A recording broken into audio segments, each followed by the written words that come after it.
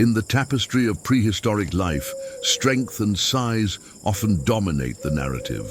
But for every apex predator, there are countless others navigating a world where survival hinges on agility, intelligence, and a healthy dose of fear. This is the forgotten story of a dinosaur often portrayed as a fearsome hunter, seen instead through the lens of its own vulnerabilities. This is the story of Deinonychus. The hatchling got lost from his nest. It's the unfortunate way to start a history, and the odds are against him. The hatchling is hunting for food, but all he can find is rotten junk. A migration would be the most viable way of outcoming this problem, but it's extremely dangerous for the juvenile deinonychus. Did I say juvenile? Well, he has become a teenager. The deinonychus grows fast. Here we can see him showing off his jumping skills while finally finding food. It is a fresh and dead sauropelter. All we can hope is that the thing that killed him doesn't kill us. A medium-sized fossil. Did I mention that deinonychus are collectors? Well, they aren't, but this one surely is. Deinonychus is renowned terrible claw, while undoubtedly a formidable weapon against smaller adversaries, was less effective against heavily armored dinosaurs or the crushing bite of a larger carnivore. In a direct confrontation with a truly dominant predator, the Deinonychus's best chance was not to fight, but to flee. And here we see a clear example of a Deinonychus running from an adult Acrocanthosaurus. He can't do anything but accept that he lost his carcass. The Deinonychus decides to keep exploring the wilds so he can find food or other Deinonychuses. Dinosaurs had an extremely good eyesight, and they could see from miles away. This is an example of this.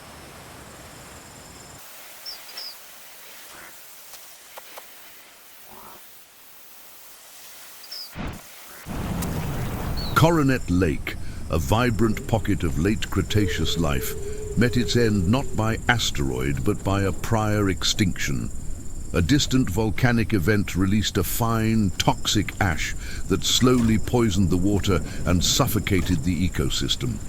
The sun was dimmed, plants died, and the animals that relied on them perished in a slow, creeping famine.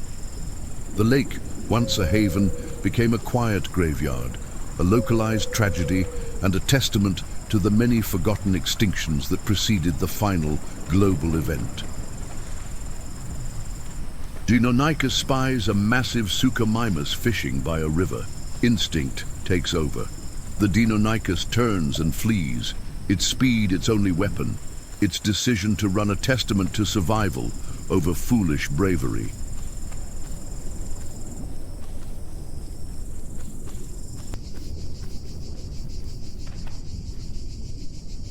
Cleaning was vital for Deinonychus to maintain its feathers and sharp claws. This wasn't just about appearance. Clean feathers were essential for staying warm, and a clean, sharp sickle claw was the key to a successful hunt. Without proper grooming, the animal risked both exposure and starvation. Opportunities for easy meals were rare. Often Deinonychus would have been forced to scavenge, picking at the scraps left behind by more powerful hunters.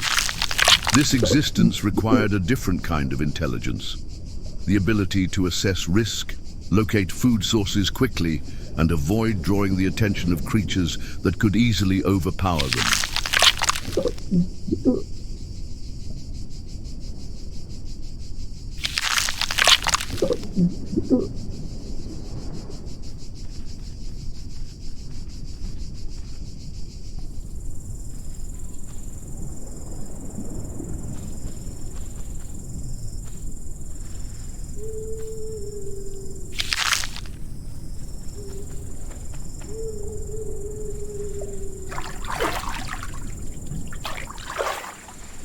Deinonychus lowers its head, taking a drink. Every muscle is tense, its eyes darting, always watching. Even for a moment of peace, survival is the priority. A juvenile Tarbosaurus bursts from the brush, a flash of scaled fury. The smaller predator's moment of peace shatters. It doesn't stand to fight, but turns on a dime and bolts, its life now a frantic race against the young tyrant. The deinonychus zigzags through the brush, its sharp turns leaving the heavier Tarbosaurus behind. It disappears into the dense foliage, the thudding pursuit of the juvenile tyrant fading into the sounds of the forest. The deinonychus has survived, its agility proving superior to brute force. The deinonychus rises. Refreshed, it moves through the quiet forest, its senses now fully alert.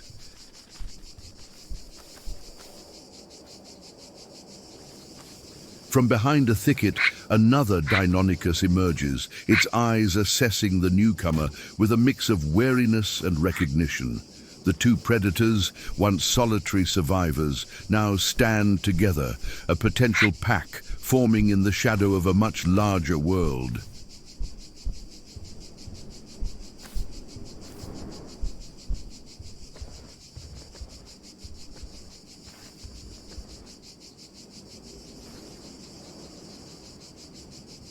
After a brief, cautious assessment, the two deinonychus move as one.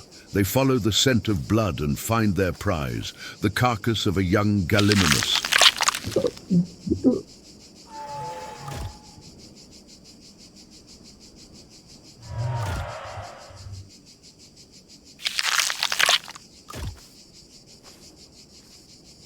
After a brief moment of shared feeding, one deinonychus stops chewing.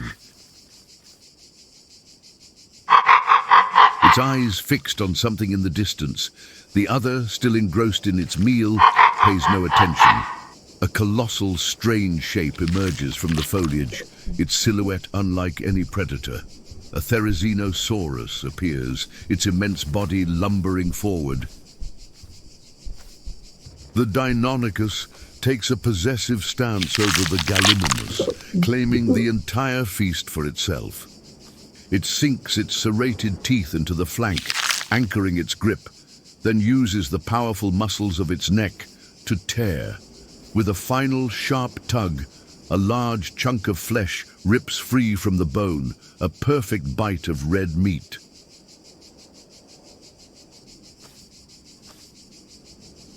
The deinonychus that survived the juvenile Tarbosaurus and the long, dangerous years is now a formidable adult.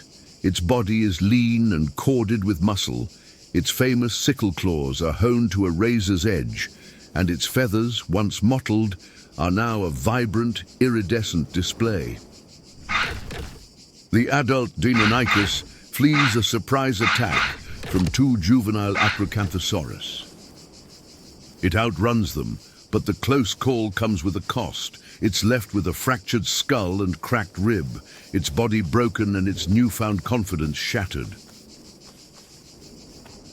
The deinonychus, its body racked with pain from the fractured ribs and skull, struggles to find a safe place.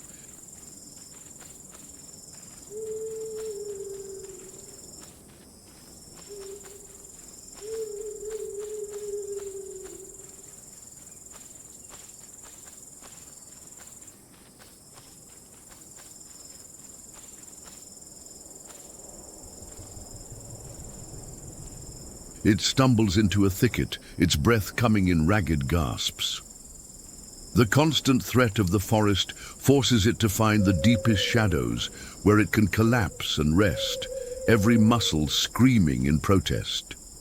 Its survival now depends not on speed or aggression, but on remaining still and hidden, allowing its broken body a chance to heal. When it finally wakes, its body screams in protest. Every movement is agonizing, but it pushes itself up, testing its weight on its legs. It is alive, but its head throbs and its side aches with every breath. The rest has granted it a temporary reprieve, but the dangerous world outside the thicket awaits.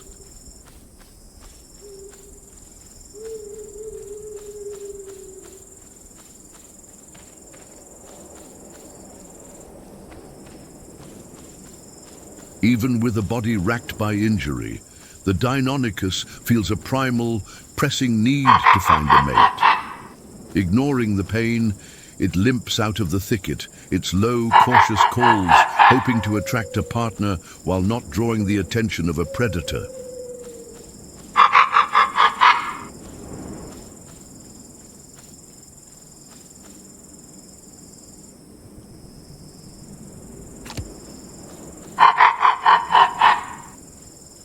Instead of a potential mate, the deinonychus finds a small, terrified juvenile. The adult's first instinct is caution, but a deeper, more powerful drive takes over. Despite its own pain and fractured body, it lets out a soft, low coo, a sound of comfort, not of threat. The two deinonychus huddle against the carcass of a centipale, sharing the meal. The larger one's body curls protectively around the smaller, creating a shared moment of peace and safety.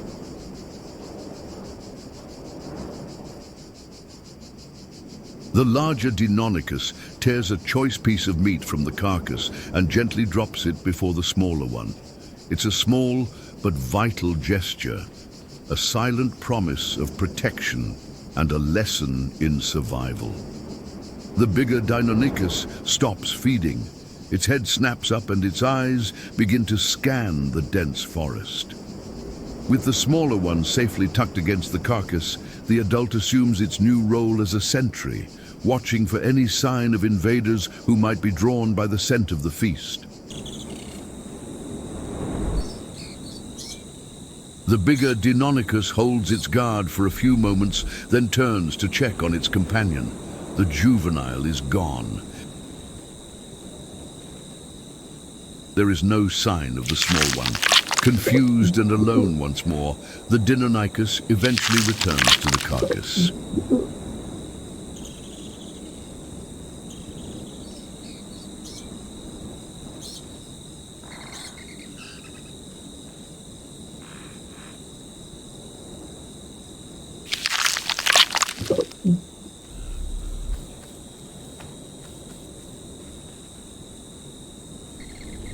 The deinonychus uses its great sight to check if there's anyone in its territory.